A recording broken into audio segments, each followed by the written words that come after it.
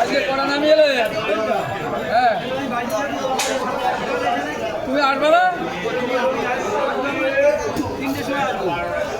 3টের সময় আসবা? বিকেলবেলা আমার তো লেট হয়ে যাবে, লেট হয়ে যাবে। তুমি একটুখানি আসতে পারবে না? একটু পরে আসো।